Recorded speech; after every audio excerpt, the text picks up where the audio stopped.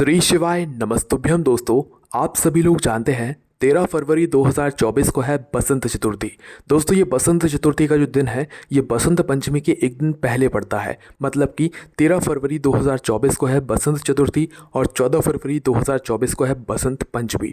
अब दोस्तों ये 13 फरवरी 2024 का जो दिन है बसंत चतुर्थी का जो दिन है ये तिलकुंद चतुर्थी के नाम से भी जाना जाता है। इसे वरद चतुर्थी के नाम से भी जाना जाता है, विनायकी चतुर्थी के नाम से भी जाना जाता है। और दोस्तों इस दिन की महत्वता बहुत ही ज़्यादा बड़ी होती है, बहुत ही बड़ा और विशेष ये दिन होता है। तो दोस्तों इसी दिन किए जाने वाला पंडित जी द्वारा बताया गया एक 9 शमी पत्र और एक दीपक वाला उपाय है, जिस उपाय को करने से दोस्तों आपके जीवन में जो भी आपकी मनोकामना होगी वो पूर्ण होगी। साथ ही में अगर आपके जीवन में कोई भी दुख और परेशानी चल रही होगी तो वो भी दूर होगी। अगर आप भगवान से कुछ मांगना चाहते होंगे, आपका कोई काम रुका हुआ होगा, तो भी आप लोग इस 9 शमी पत्र वाले उपाय को इस बसंत चतुर्थी के दिन कर सकते हैं। दोस्तों ये उपाय आपकी पूरी ज़िंदगी को भी बदल सकता है। ऐसे दिन बार बार नहीं आते हैं, विशेष रूप से ऐसे बड़े दिन बार बार नहीं आते हैं, क्योंकि बसंत पंचमी के पहले पड़ने वाली ये बसंत चतुर्थी का दिन बहुत ही बड़ा और विशेष होता है। तो इसीलिए दोस्तों इस दिन आप लोगों को ये 9 शमी पत्र वाला उपाय और एक दीपक वाला उपाय तो ज़रूर करना ही चाहिए। अब दोस्तों इस उपाय को आप लोगों को कैसे करना है, किसको करना है, किस समय करना है, ये सारी जानकारी हम आपको इस वीडियो में बताएंगे। साथ ही में आपको उपाय की संपूर्ण जानकारी भी देखने के लिए मिल जाएगी। तो सबसे पहली बात दोस्तों, हमने आपको बताया कि ये जो उपाय है ये सिर्फ और सिर्फ 13 फरवरी 2024 बसंत चतुर्थी के दिन किया जाएगा, जिस दिन तिलकुंद चतुर्थी भी है, वरद चतुर्थी भी है और विनायकी चतुर्थी भी है ना। तो सिर्फ और सिर्फ इसी दिन आपको ये वाला उपाय करना है, तभी आप लोगों को इस उपाय को करने का फल मिलेगा, है ना। तो इस उपाय में क्या करना है, सीधी सी बात है, 9 शमी पत्र और एक दीपक वाला उपाय है। तो हमें इस उपाय में 9 शमी पत्र की आवश्यकता तो ज़रूर पड़ेगी। पर दोस्तों उससे पहले हमें यह समझने की ज़रूरत है कि इस उपाय को करना किसको है। तो देखिए घर की जो माताएं बहनें होती हैं वह इस उपाय को मुख्य रूप से कर सकती हैं, क्योंकि घर की जो माताएं बहनें होती हैं वो घर की लक्ष्मी होती है ना। तो भाई अगर किसी कारणवश अगर घर में माताएं बहनें उपस्थित नहीं हैं तो फिर घर का कोई भी बड़ा व्यक्ति इस उपाय को कर सकता है। अगर बच्चे चाहें वो भी इस उपाय को कर सकते हैं, पर उनको इस उपाय को अच्छे से समझना होगा, वरना वो ऐसे नहीं कर पाएंगे। उपाय को सही करोगे तो ही उपाय का आप लोगों को करने का फल मिलेगा, है ना। अब दोस्तों उसके बाद बात करते हैं कि ये उपाय आप लोगों को करना किस समय है। तो देखो इस उपाय को आप सुबह सुबह प्रातः काल भी कर सकते हो और शाम के समय प्रदोष काल में भी कर सकते हो, कोई दिक्कत वाली बात नहीं है। मुख्य रूप से अगर करना चाहो तो शाम के समय प्रदोष काल में करना। अब शाम का जो समय होता है, प्रदोष काल का जो समय होता है, वो कितने बजे से लेकर कितने बजे तक का होता है और कितने बजे से कितने बजे तक के बीच में आपको ये वाला उपाय करना है प्रदोष काल में। तो हम आपको यहाँ पर बता दें कि 13 फरवरी 2024 को शाम 6 बजे से लेकर 7 बजे के बीच में जो प्रदोष काल होगा, इस बीच में आप लोग ये वाला उपाय कर लेना, है ना। और किसी कारणवश अगर आप लोग लेट भी हो जाते हो, 7 से ज़्यादा भी बच जाते हैं, तो भाई 7:30 या 8 बजे तक भी आप लोग ये वाला उपाय पूरा कर सकते हो। आपको उपाय का फल ज़रूर मिलेगा, है ना। तो सुबह भी इस उपाय को कर सकते हो और शाम को भी कर सकते हो। सुबह कर रहे हो तो थोड़ा जल्दी करना और शाम को कर रहे हो तो भाई प्रदोष काल में करना। इस बात का आप लोग ध्यान रखना, है ना। और घर की जो माताएं बहनें हैं वो मुख्य रूप से इस उपाय को कीजिए, क्योंकि उन्हीं के इस उपाय को करने से उनके घर पूरे परिवार को जो है इस उपाय को करने का फल मिल जाएगा, है ना। अब इस उपाय में क्या करना है वो ध्यान से सुनो। देखो सबसे पहली चीज़ तो आपको इस उपाय को करने की तैयारी पहले से ही कर रख लेनी है, क्योंकि एकदम से उपाय को जिस समय आपको करना है उस समय अगर तैयारी करने बैठोगे तो भी आपको जल्दबाजी हो जाएगी। इसलिए उपाय की तैयारी जो है आप पहले ही करके रख लेना। जैसे कि क्या तैयारी करनी है भाई, 9 शमी पत्र हमको लेकर आने हैं। अब ये 9 शमी पत्र हमें कहाँ पर मिलेंगे? अब ये 9 शमी पत्र आपको किसी ठेले पर या किसी दुकान पर तो मिलेंगे नहीं। ये 9 शमी पत्र आपको सिर्फ और सिर्फ शमी के पेड़ में मिलेंगे, है ना। तो आपके घर के पास में जहाँ पर भी शमी का वृक्ष लगा हुआ हो, शमी का पेड़ लगा हुआ हो, भाई वहाँ पर आप लोगों को जाना है। और एक गलती यहाँ पर ये भी बिल्कुल मत करना कि जो शमी का पेड़ है वो आप और किसी को समझ लो, है ना। तो इसलिए पहले किसी से पूछ लेना कि भाई ये शमी का ही पेड़ है ना, ये शमी वृक्ष का ही पेड़ है ना, शमी पत्र ही है ना। तो पहले पूछ लेना, उसके बाद ही उस वृक्ष से शमी पत्र तोड़ना, वरना कुछ लोग गलती से जो है कोई और पत्तियों को तोड़ लेते हैं और उन्हें शमी पत्र समझ लेते हैं। अगर ऐसा आप लोग कर लोगे तो भाई उपाय फिर काम नहीं करेगा, है ना। तो इसलिए इस बात का ध्यान रखना है कि आपको शमी के वृक्ष से ही जो है शमी पत्र तोड़कर लाना है।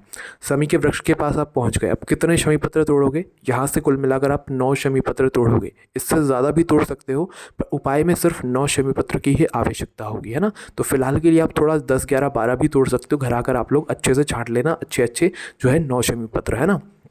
तो भाई आप लोग जो है शमी के पेड़ से, शमी के वृक्ष से 9 शमी पत्र तोड़कर लेकर आ जाना अपने घर पर, है ना।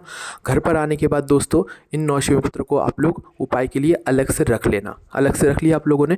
अब इसके साथ में दोस्तों आप लोगों को क्या करना है, हमने आपसे बोला था कि ये उपाय जो है 9 शमी पत्र और एक घी के दीपक का है। तो भाई 9 शमी पत्र तो आपके तैयार हो गए, है ना। अब इसके साथ में एक घी का दीपक भी आपको तैयार करना है। अब यहाँ पर भी प्रश्न आता है कि ये जो घी का दीपक है ये कैसा तैयार होगा। तो यहाँ पर हम आपको बता दें कि ये जो घी का दीपक है ये होगा आपका आटे का तैयार, है ना। मिट्टी का भी ले सकते हो, पर मिट्टी का लोगे तो नया दीपक लेना पड़ेगा। तो सबसे अच्छी बात है कि थोड़ा सा आटा गूंदना, उस आटे को गूंदते समय उस आटे के अंदर कुछ मत डालना, मात्र सादा आटा लेकर उसको गूंद लेना और उस आटे का एक मीडियम साइज़ का दीपक बना लेना। सिर्फ और सिर्फ एक दीपक बनेगा, एक से ज़्यादा नहीं बनेगा, इस बात का ध्यान रखना, है ना। तो एक दीपक बना लेना। अब उसके अंदर बाती कौन सी रखाएगी, ये उपाय हम भगवान शिव जी के लिए, भगवान गणेश जी के लिए कर रहे हैं। तो भाई सीधी सी बात है, ये जो बाती है इसके अंदर गोल रखाएगी, है ना। गोल बाती रखने के बाद दोस्तों अब आपको क्या करना है कि इसके अंदर शुद्ध देसी गाय का घी डालना है। क्या डालना है, शुद्ध देसी गाय का घी डालना है। घी डालने के बाद दोस्तों क्या करना है, आपका यह दीपक तैयार हो जाता है। ध्यान रखना शुद्ध देसी गाय का घी डलेगा। अगर आप लोग बाजार का लोकल वाला घी डाल दोगे तो वही फिर उपाय सही तरीके से काम नहीं करेगा। भगवान के कार्यों में शुद्धता का विशेष रूप से आप लोग ख्याल रखा करो, क्योंकि कई सारे लोग घी बोलते हैं शुद्ध देसी गाय का घी, हम इसीलिए बार बार बोलते हैं ताकि आप लोग शुद्ध देसी गाय का घी उसमें डालो। अगर आप लोग बाजार का मिलावटी घी उसमें डाल दोगे तो भाई भगवान को आप मिलावटी चीज़ों से जो है उनका उपाय कर रहे हो, तो भाई फिर उपाय अच्छे से काम कैसे करेगा। तो इसलिए हमेशा अपने घर में थोड़ा सा शुद्ध देसी गाय का घी कहीं से ढूंढवा कर, कहीं से अच्छा सा शुद्ध देसी गाय का घी लाकर हमेशा रखा करो, है ना। भले ही थोड़ा सा वो रखा रहे ताकि कभी भी पूजन हो या कोई उपाय करना हो तो भाई हम उसे उपाय में प्रयोग कर सके, है ना। तो थोड़ा सा हमेशा अपने घर में रखा करो। तो वही शुद्ध देसी गाय का घी आपको अपने घी मतलब एक घी के दीपक के अंदर डाल लेना है। अब आपकी ये उपाय की जो सामग्री है ये तैयार हो चुकी है, जैसे कि ये 9 शमी पत्र और एक घी का दीपक, है ना। तो भाई आपको ये शाम होने से पहले मतलब कभी भी तैयार करके रख लेना है। सुबह कर रहे हो तो भाई सुबह सुबह ही जो है पहले तैयार करके रख लेना, है ना। सुबह कर रहे हो और एकदम से आपको शमी पत्र नहीं मिल सकते हैं तो भाई एक दिन पहले शमी पत्र लाकर रख लेना। और भाई शाम के समय प्रदोष काल में कर रहे हो तो आपके पास जो है चतुर्थी का पूरा दिन रहेगा, भाई आप इस दिन जो है मतलब शमी पत्र को इकट्ठा करके रख सकते हो, है ना। अब यहाँ पर ध्यान से सुनिए, ये जो उपाय है विशेष रूप से माताएं बहनें करें, हम आपको पहले से ये बात बता रहे हैं, क्योंकि दोस्तों ये जो दिन होता है ये माताओं बहनों के लिए विशेष रूप से होता है।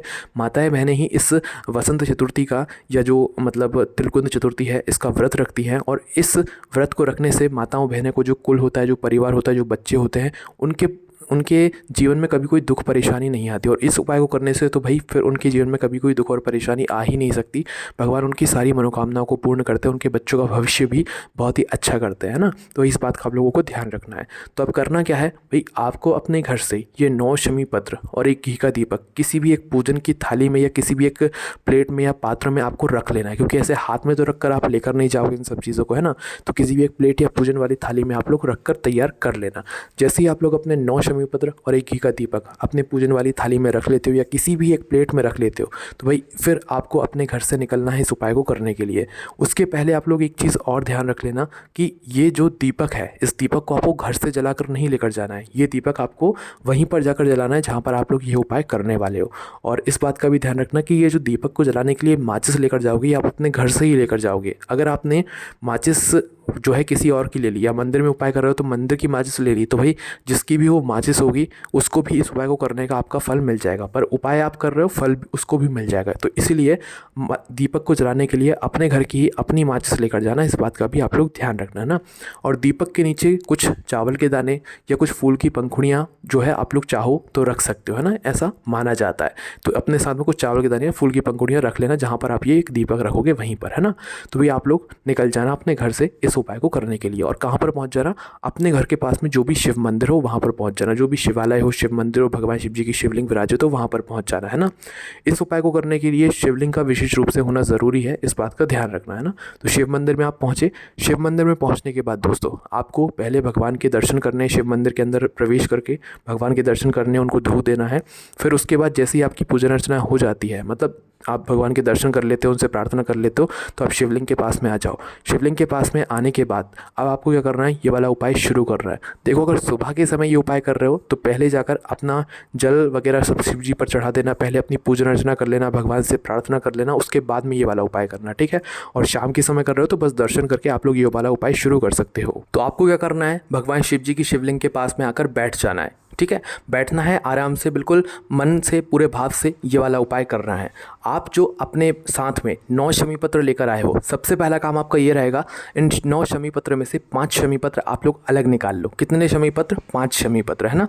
5 शमी पत्र अलग निकाल लो और 5 शमी पत्र को अलग निकाल कर इन 5 शमी पत्र को आपको भगवान शिव जी की शिवलिंग के ऊपर जो भगवान गणेश जी का स्थान होता है वहाँ पर समर्पित करना है। अब भगवान गणेश जी का स्थान कहाँ पर होता है? भगवान गणेश जी का जो स्थान होता है शिवलिंग में, वो जलाधारी के राइट हैंड साइड पर होता है। इस बात का ध्यान रखना। तो पहले गणेश जी के स्थान को पता कर लेना। पता है तो कोई दिक्कत वाली बात नहीं है, और नहीं पता है तो पहले पता कर लेना भगवान गणेश जी वाले स्थान के बारे में कि वो जलाधारी के राइट हैंड साइड या सीधे हाथ पर होता है। शिवलिंग के राइट हैंड साइड पे होता है, आपके वाले नहीं होता है ना। तो शिवलिंग का जो राइट हैंड साइड होगा, शिवलिंग का जो सीधे हाथ की तरफ की जो जलाधारी होगी, वो जलाधारी के ऊपर जो है भगवान गणेश जी का स्थान होता है। तो आपको सबसे पहले अपने 9 शमी पत्र में से 5 शमी पत्र आप लोगों को भगवान गणेश जी वाले स्थान पर समर्पित कर देना है। जो शमी पत्र का पत्तियों वाला भाग होगा वो शिवलिंग की तरफ करके रखना है, और डंडी वाला भाग पीछे की तरफ, मतलब जहाँ से जल बहता है और नीचे गिरता है, जलाधारी की तरफ करके आप लोगों को रख देना है ना। तो सबसे पहले 5 शमी पत्र आप लोगों को भगवान गणेश जी वाले स्थान पर समर्पित कर देना है ना। तो यहाँ पर आपने 5 शमी पत्र समर्पित कर दी। उसके बाद में आपके पास बची अब 4 शमी पत्र और एक घी का दीपक। घी के दीपक को आपको अभी कुछ भी नहीं करना है, उसको वैसे के वैसे रखे रहने देना, ना ही जलाना है अभी उसको, है ना। तो अपने 4 शमी पत्र में से 3 शमी पत्र और निकाल लीजिए, है ना। 3 शमी पत्र निकालने के बाद दोस्तों इन 3 शमी पत्र को आपको भगवान शिव जी की शिवलिंग के ऊपर समर्पित करना है। कहाँ पर समर्पित करना है? शिवलिंग के ऊपर समर्पित करना है। बस ध्यान ये बात रखना है कि इन पत्तियों का जो पत्ती वाला भाग होगा वो होना चाहिए आगे की तरफ, है ना, जहाँ से जल बहता है नीचे गिरता है। शिवलिंग के ऊपर जब चढ़ा रहे हो, डंडी का भाग शिवलिंग के पीछे की तरफ होना चाहिए। तो 3 शमी पत्र आप भगवान शिव जी की शिवलिंग के ऊपर चढ़ा देना। अब आपके पास बची 1 शमी पत्र और एक घी का दीपक। अब इस बची हुई 1 शमी पत्र और एक घी के दीपक को लेकर आपको कहाँ पर आना है? भगवान शिव जी के मंदिर की चौखट पर आना है ना। मंदिर के बाहर नहीं निकलना है, भगवान शिव जी के प्रांगण के बाहर नहीं निकलना है, अंदर ही अंदर रहना है ना। इस बात का ध्यान रखना है। तो 1 शमी पत्र और एक घी के दीपक को आपको शिवलिंग के पास में कहीं पर भी नहीं लगाना है, उनको उठाकर आपको भगवान शिव जी की चौखट पर आ जाना है और मंदिर के बाहर नहीं निकलना है, मंदिर के अंदर ही अंदर चौखट पर आप लोगों को रहना है। और मंदिर के अंदर से खड़े होकर देखना बाहर की तरफ कि आपका लेफ्ट हैंड कौन सा पड़ रहा है। कौन सा? लेफ्ट हैंड, उल्टा हाथ कौन सा पड़ रहा है। तो भाई उसी उल्टे हाथ की चौखट पर आप लोग बैठ जाना। उसे उल्टी हाथ की चौखट पर बैठकर, मतलब अंदर के साइड ही बैठकर, आपको सबसे पहले अपना बचा हुआ वह 1 शमी पत्र भगवान गणेश जी के नाम से वहाँ पर समर्पित करना है। ठीक है, अपना बचा हुआ वह 1 शमी पत्र समर्पित करने के बाद दोस्तों आप लोगों को अपना वह दीपक निकालना है, जो दीपक आप लोग अपने साथ में तैयार करके लेकर आए हुए थे, है ना। तो भाई इस दीपक को आप पहले जला लेना। अपनी माचिस से जलाना, इस बात का ध्यान रखना, तभी आपको इस उपाय को करने का पूर्ण फल खुद को ही मिलेगा, है ना। तो भाई अपनी ही माचिस से इस दीपक को जला लेना। दीपक जैसे ही जल जाए तो दीपक जलने के बाद जहाँ पर आपने बचा हुआ 1 शमी पत्र भगवान शिव जी की लेफ्ट हैंड साइड वाली चौखट पर रखा हुआ है, उल्टे हाथ वाली चौखट पर रखा हुआ है शमी पत्र को, उसी शमी पत्र के साइड में भगवान गणेश जी के मोर ध्वज या मयूर ध्वज गणेश जी का नाम लेते हुए इस घी के दीपक को आपको वहाँ पर रख देना है। गणेश जी के कोई भी एक नाम ले लेना, मोर ध्वज ले लेना या मयूर ध्वज ले लेना, है ना। और इस दीपक को उसी 1 शमी पत्र के साइड में भगवान गणेश, मतलब भगवान शिव जी के लेफ्ट हैंड साइड वाली चौखट पर आप लोग रख देना। जैसे ही आप लोग ये दीपक रख देते हो, उसी समय पर बैठकर, उसी जगह पर बैठकर भगवान गणेश जी के नाम का स्मरण करते हुए, भगवान शिव जी के नाम का स्मरण करते हुए अपनी वह मनोकामना बोलना जिस मनोकामना के लिए आप लोग यह वाला उपाय कर रहे हो। विशेष रूप से अपनी मनोकामना जरूर बोल देना। जो भी दुख और समस्या है, जिस काम के लिए आप यह वाला उपाय कर रहे हो, अपना वह काम बोल देना और भगवान से प्रार्थना कर देना, उनको धो दे लेना। बस यहाँ पर आपका ये वाला उपाय पूर्ण हो जाता है। दोस्तों ये वाले उपाय को करने से आपकी जो भी मनोकामना होती है वो पूर्ण ज़रूर होती है, और जल्दी नहीं, बहुत जल्दी होती है। तो भाई इस विशेष दिन पर आप लोग ये वाला उपाय ज़रूर करना। बसंत पंचमी के एक दिन पहले पड़ रही है बसंत चतुर्थी। ऐसे दिन बार बार नहीं आते। हमने आपको ये वाला उपाय पहले ही समझा दिया है ताकि आप लोग ये वाला उपाय को उस दिन अच्छे से जाकर कर सको। इस उपाय करने में अगर आपको कोई भी दिक्कत, समस्या, परेशानी आती है, आप हमसे कमेंट करके पूछ सकते हो। हमारे व्हाट्सएप चैनल की लिंक डिस्क्रिप्शन में, आप वहाँ से ज्वाइन कर सकते हो। हमारी वेबसाइट भूतनाथभक्ति.com पर जाकर भी आप इन सारे उपायों को, पंडित जी द्वारा बताए गए सारे उपायों को पढ़ सकते हो। ओम नमः शिवाय, जय भोले बाबा, श्री शिवाय नमस्तुभ्यम।